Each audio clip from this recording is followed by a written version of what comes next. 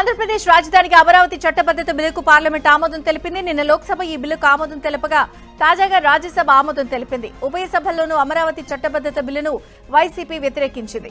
ఇక రాష్ట్రపతి ఆమోదంతో అమరావతి చట్టబద్ధత బిల్లు చట్టంగా మారనుంది. అనంతరం అమరావతికి చట్టబద్ధత రానుంది. ఎన్నికల ముందు ఏకైక రాజధాని అమరావతి అని చెప్పిన జగన్ గెలిచిన 6 నెలల్లో 3 రాజధానుల పేరిట డ్రామా చేశారని మంత్రి నారా లోకేష్ అన్నారు. ప్రపంచంలో 3 రాజధానుల విధానం ఎక్కడా విజయవంతం కాలేదని చెప్పారు. ఢిల్లీ పర్యటనలో ఉన్న ఆయన అమరావతి చట్టబద్ధత బిల్లు ఆమోదం పొందేందుకు సహకరించిన అందరికీ ధన్యవాదాలు తెలిపారు. ఈ విజయం అమరావతి రైతులదే అని లోకేష్ అన్నారు. పార్లమెంట్ ఉభయ సభల్లో ఆంధ్రప్రదేశ్ పునర్విభజన చట్ట సవరణ బిల్లు ఆమోదం పొందడంతో అమరావతి రైతులు హర్షం వ్యక్తం చేశారు. బాణసంచా కాల్చి సంబరాలు చేసుకున్నారు. మిఠాయిలు పంచుతూ సంతోషం వ్యక్తం చేశారు. లోక్సభలో ఈ బిల్లు ఇప్పటికే ఆమోదం పొందగా తాజాగా రాజ్యసభ మూజువాణి ఓటుతో బిల్లును పాస్ చేసింది. రాష్ట్రపతి ఆమోద ముద్ర అనంతరం ఈ బిల్లు చట్టం కానుంది. ఏపీ రాజధాని అమరావతికి శాశ్వత హోదా కల్పిస్తూ లోక్సభలో బిల్లు ఆమోదం పొందడంతో మైనారిటీలు హర్షం వ్యక్తం చేశారు. విజయవాడలోని పశ్చిమ నియోజకవర్గంలో ముస్లింలు టపాసులు పేల్చి కేక్ కట్ చేసి మిఠాయిలు పంచుకున్నారు. ఎంపీ కేశినేని చిన్ని క్యాంప్ కార్యాలయంలో సంబరాలు చేసుకున్నారు. చంద్రబాబు ముఖ్యమంత్రి కావడంతోనే అమరావతిలో పనులు వేగవంతమవుతున్నాయన్నారు. ఫ్యూచర్ సిటీలో నిర్మాణాల పురోగతిని సీఎం రేవంత్ రెడ్డి పరిశీలించారు. ఎఫ్సీడీఏ కార్యాలయం, యంగ్ ఇండియా స్కిల్ యూనివర్సిటీ నిర్మాణ పనులపై ఆరా తీశారు.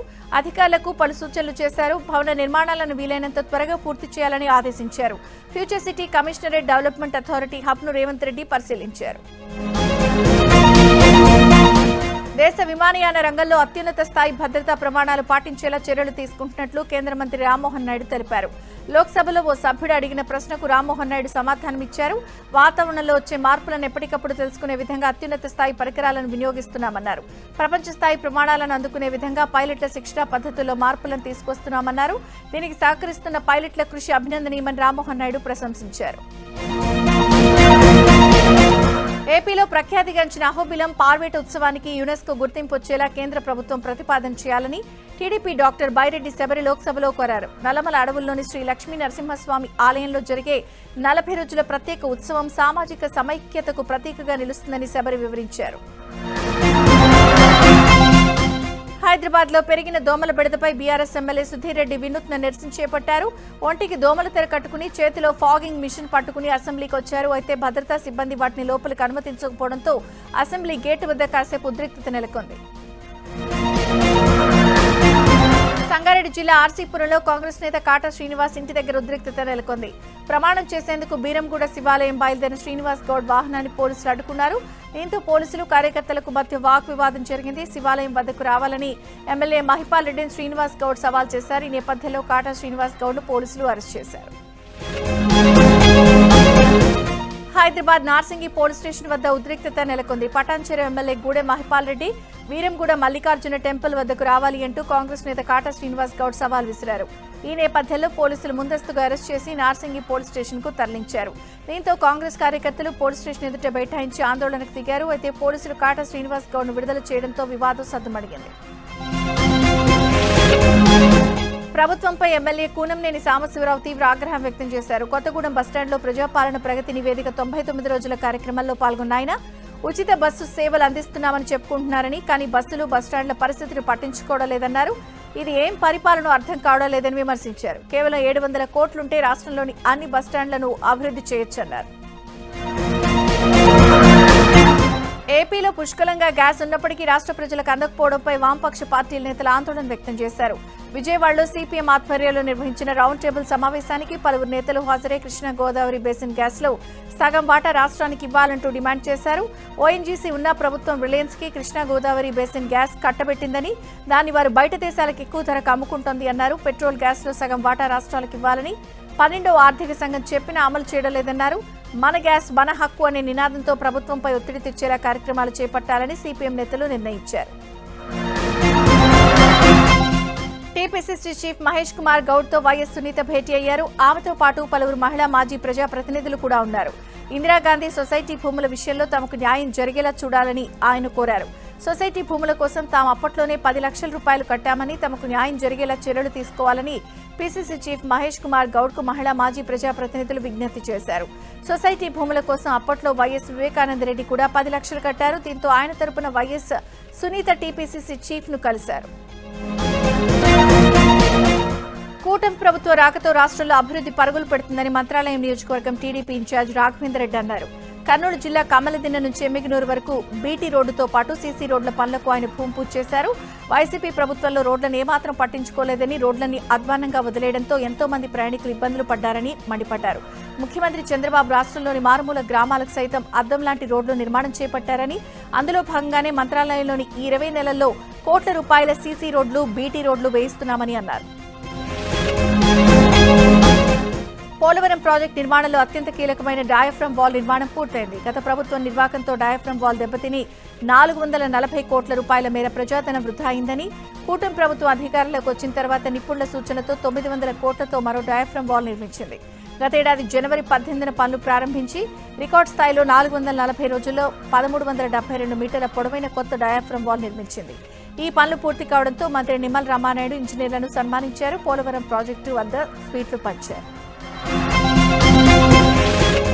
మహబూబ్ నగర్ లోని పాలమూరు యూనివర్సిటీలో బీటెక్ ఫస్ట్ ఇయర్ ఆందోళనకు దిగారు. నిన్న విడుదలైన ఫలితాల్లో 80% మంది ఫెయిల్ అయ్యారని, దానికి యూనివర్సిటీ అధ్యాపకులే కారణమని విద్యార్థులు ఆరోపించారు. యూనివర్సిటీలో సరైన ల్యాబ్ సౌకర్యాలు, తగిన ఫ్యాకల్టీ లేకపోవడంతో పాటు సక్రమంగా క్లాసులు జరగకపోవడం వల్లనే తమ చదువులు తీవ్రంగా దెబ్బతిన్నాయని ఆవేదన వ్యక్తం చేశారు. ఇప్పటికైనా యూనివర్సిటీ యాజమాన్యం స్పందించి తమకు రీవాల్యుయేషన్ చేసి న్యాయం చేయాలని విద్యార్థులు డిమాండ్ చేశారు. రంగారెడ్డి జిల్లా మాడ్గుల మండలం రామదుగ్గ్యాల్లో ఇందిరమ్మ ఇళ్ల లబ్ధిదారులు నిరసన చేపట్టారు. తమ ఇంటి నిర్మాణాన్ని బీఆర్ఎస్ సర్పంచ్ నిలిపివేశాడని, బెదిరింపులకు పాల్పడుతున్నారని ఎంపీడీఓ కార్యాలయం ముందు ఆందోళనకు దిగారు. ఈ సర్పంచ్ మాకొద్దు అంటూ లబ్ధిదారులు నిరసన చేపట్టారు. గ్రామ సర్పంచ్పై చర్యలు తీసుకోవాలని వారు డిమాండ్ చేశారు. ఎన్టీఆర్ జిల్లాలో శనగ రైతులు ఆందోళన చెందుతున్నారు. ఓవైపు మార్కెట్ కొనుగోళ్లు నిలుపుదల చేయడం, మరోవైపు ప్రైవేట్ మార్కెట్లో గిట్టుబాటు ధర లేకపోవడంతో రైతులు ఇబ్బందులు పడుతున్నారు. కంచికిచెర్ల, వీరులపాడు మండలాల్లో రబీ సీజన్లో 16,000 ఎకరాల్లో రైతులు శనగ పంటను సాగు చేశారు. ఎకరాకు 6 క్వింటాళ్లకు పైగా దిగుబడి వచ్చింది. ప్రభుత్వ ధర 5,875 రూపాయలుండగా బయట మార్కెట్లో 5,200 ధర పలికింది. అయితే అకస్మాత్తుగా కొనుగోలు నిలిపేయడంతో రైతులు ఆందోళన చెందుతున్నారు. ప్రభుత్వం స్పందించి వెంటనే కొనుగోలు ప్రారంభించాలని రైతులు కోరుతున్నారు. నిర్మల్ జిల్లా ఖానాపూర్లో బీఆర్ఎస్ కౌన్సిలర్ కిడ్నాప్ కలకలం రేపుతోంది. తమ పార్టీకి చెందిన 5వ వార్డు కౌన్సిలర్ పోచమ్మ, ఆమె కుమారుడు సతీష్ ను కొందరు వ్యక్తులు కిడ్నాప్ చేసి తీసుకెళ్లారని బీఆర్ఎస్ పట్టణ అధ్యక్షుడు రాజు పోలీసులకు ఫిర్యాదు చేశారు. ఈ నెల 4న మున్సిపల్ చైర్మన్, వైస్ చైర్మన్ ఎన్నిక ఉన్న నేపథ్యంలో బీఆర్ఎస్ కౌన్సిలర్ను కిడ్నాప్ చేయడం తీవ్ర దుమారం రేపుతోంది. తమ కౌన్సిలర్ను వెంటనే తమకు అప్పగించాలని బీఆర్ఎస్ నేతలు డిమాండ్ చేస్తున్నారు. 10వ తరగతి పరీక్షల వేళ జయశంకర్ భూపాలపల్లి జిల్లా కలెక్టర్ రాహుల్ శర్మ తనలోని మానవత్వాన్ని చాటుకున్నారు. పరీక్ష రాస్తూ అస్వస్థతకు గురైన ఓ విద్యార్థిని స్వయంగా తన ప్రభుత్వ వాహనంలోని ఆసుపత్రికి తరలించి సకాలంలో వైద్యం అందేలా చూసి అందరి ప్రశంసలు అందుకున్నారు. చెల్పూర్ జెడ్పీ ఉన్నత పాఠశాలలోని పరీక్షా కేంద్రాన్ని కలెక్టర్ రాహుల్ శర్మ ఆకస్మిక తనిఖీ చేశారు. అదే సమయంలో గాంధీనగర్లోని మహాత్మా జ్యోతిబా ఫులే గురుకుల పాఠశాలకు చెందిన కీర్తన అనే విద్యార్థిని తీవ్ర శ్వాసకోశ సమస్యతో ఇబ్బంది పడుతూ నీరసించిపోయింది.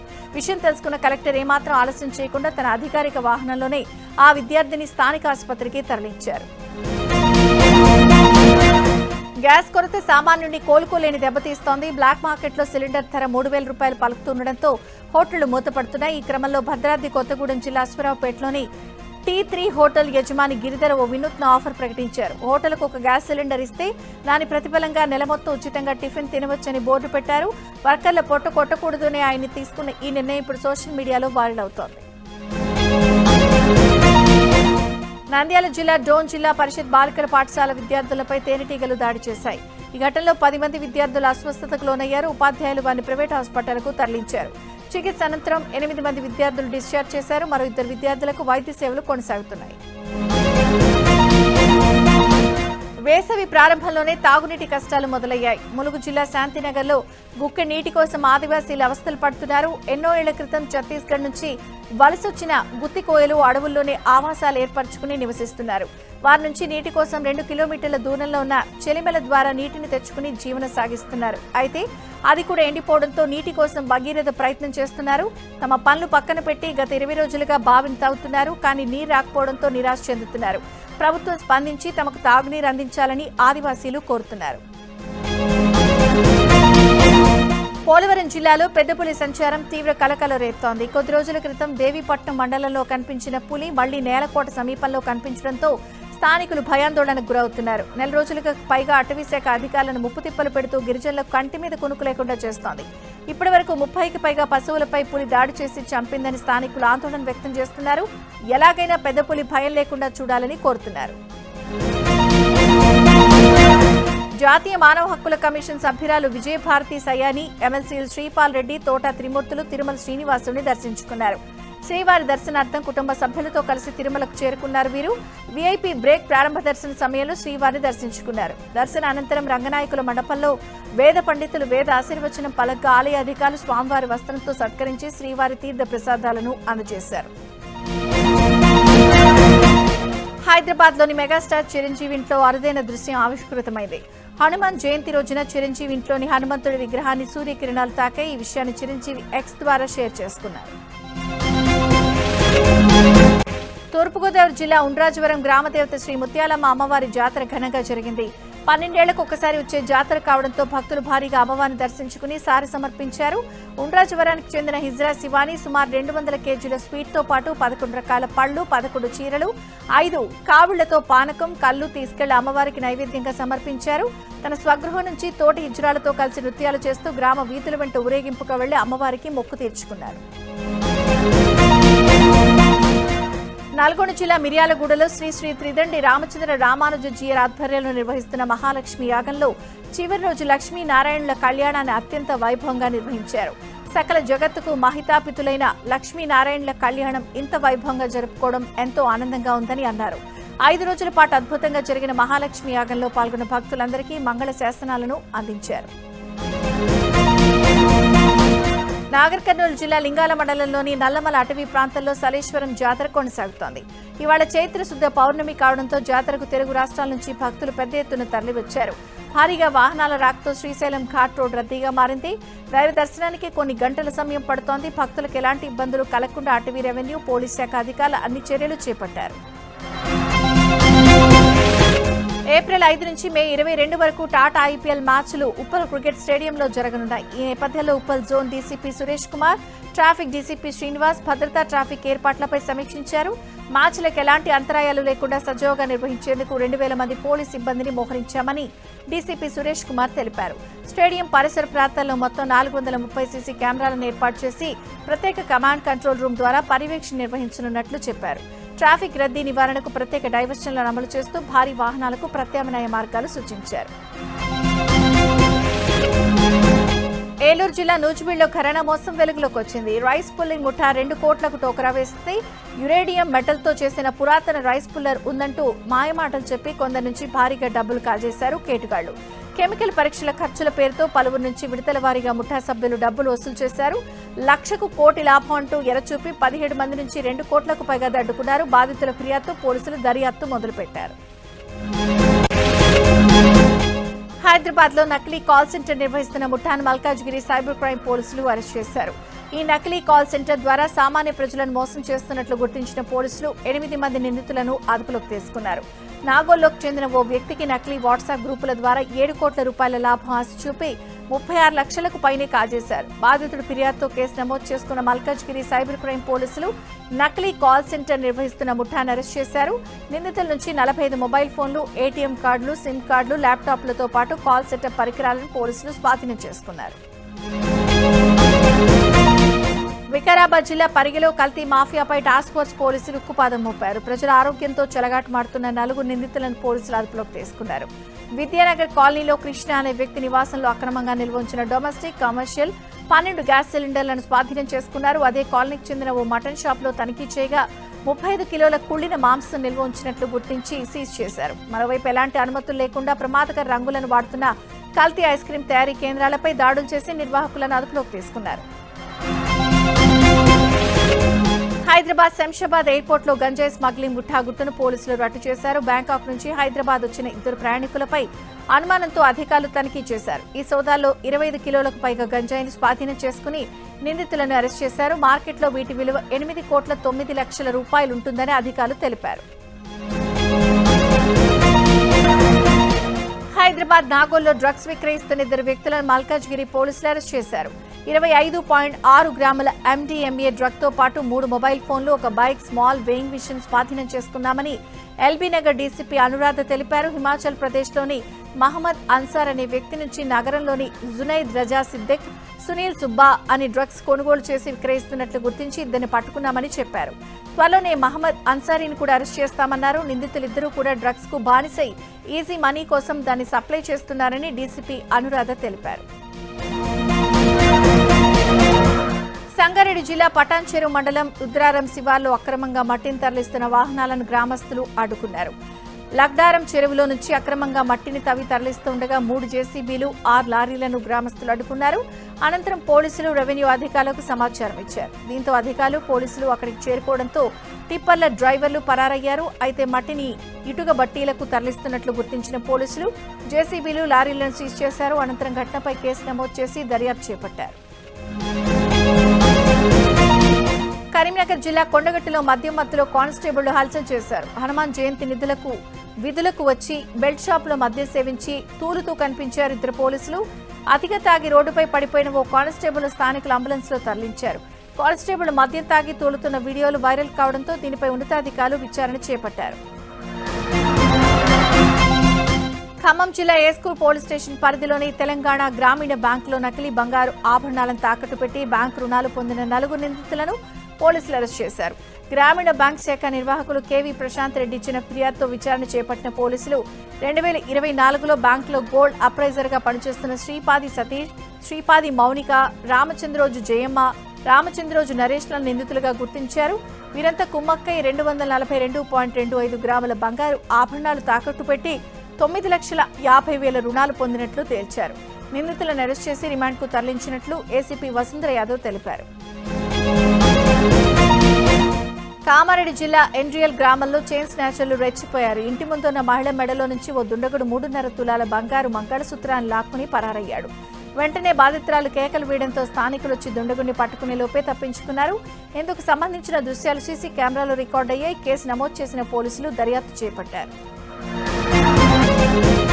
ఆప్ ఎంపీ రాఘవ్ చద్దాపై అధిష్టానం చర్యలు చేపట్టింది. 2023 నుంచి రాజ్యసభలో డిప్యూటీ ఫ్లోర్ లీడర్ గా ఉన్న రాఘవ్ చద్దాను పదవి నుంచి తొలగించింది. పంజాబ్ ఎంపీ అశోక్ మిట్టల్ను రాజ్యసభలో ఆప్ డిప్యూటీ లీడర్ గా ఆ పార్టీ నియమించింది. ఈ మార్పుకు సంబంధించి అధికారిక లేఖను రాజ్యసభ సచివాలయానికి ఆప్ పంపించినట్లు పార్టీ వర్గాలు తెలిపాయి. అలాగే సభలో మాట్లాడడానికి రాఘవ్ చద్దాకు సమయం కేటాయించకూడదని కూడా ఆ లేఖలో పేర్కొన్నట్లు తెలిసింది. అయితే ఆప్ తీసుకున్న ఈ కీలక నిర్ణయంపై రాఘవ్ చద్దా మౌనం వహించారు. ఇరాన్ యుద్ధ నేపథ్యంలో పాకిస్తాన్ భారత రక్షణ మంత్రి రాజ్నాథ్ పరోక్షంగా హెచ్చరించారు. ప్రస్తుత పరిస్థితులను ఆసరాగా చేసుకుని పొరుగు దేశం ఏదైనా దుస్సాహసానికి పాల్పడితే ప్రతిస్పందన తీవ్రంగా ఉంటుందన్నారు. కేరళంలోని తిరువనంతపురంలో ఏర్పాటు చేసిన ఓ కార్యక్రమంలో మాట్లాడిన ఆయన ఉగ్ర చర్యలపై గతంలో ధీటుగా బదులిచ్చిన విషయాన్ని గుర్తు చేశారు. గతేడాది ఏప్రిల్లో పహల్గామ్ ఉగ్రదాడి జరిగే ఏడాది పూర్తవుతున్న వేళ రాజ్నాథ్ ఈ వ్యాఖ్యలు చేయడం గమనార్హం. తమిళనాడు అసెంబ్లీ ఎన్నికల బరిలో ఉన్న స్టార్ నటుడు టీవీకే అధినేత విజయ్ కీలక వ్యాఖ్యలు చేశారు. కరూర్ తొక్కిసలాట్ ఘటన వెనుక ఉమ్మడి కుట్ర కోణం దాగి ఉందని ఆయన ఆరోపించారు. ఈ ఘటనలో తనకు న్యాయం జరగాలని కోరుతున్నానని విజయ్ అన్నారు. తన సినిమా జననాయకన్ విడుదల విషయంలో ఏదో జరుగుతోందని ఆరోపించారు. ఇవాళ తిరుచి ఈస్ట్ నియోజకవర్గంలో నామినేషన్ దాఖలు చేసిన విజయ్ కేంద్ర రాష్ట్ర ప్రభుత్వాలపై తీవ్ర స్థాయిలో విమర్శలు చేశారు. అమెరికా, ఇజ్రాయెల్ తమపై అకారణంగా దాడులు చేస్తున్నాయని ఇరాన్ సుప్రీం నేత మొస్తఫా ఖమేనీ మండిపడ్డారు. ఈ దాడుల కారణంగా దెబ్బతిన్న మౌలిక సదుపాయాలను తిరిగి పునరుద్ధరించడానికి నడుం బిగించాలని ఆయన పిలుపునిచ్చారు. ఇస్లామిక్ రిపబ్లిక్ డే సందర్భంగా ప్రజలను ఉద్దేశించి ఆయన సందేశం విడుదల చేశారు. ఇరాన్లోని మినా పాఠశాలపై జరిగిన దాడి గురించి మొస్తఫా ప్రత్యేకంగా ప్రస్తావించారు. ఈ ఘటనలో 186 మంది ప్రాణాలు కోల్పోగా వీరికి నివాళిగా మొక్కలు నాటే కార్యక్రమంలో అందరూ పాల్గొనాలని పిలుపునిచ్చారు.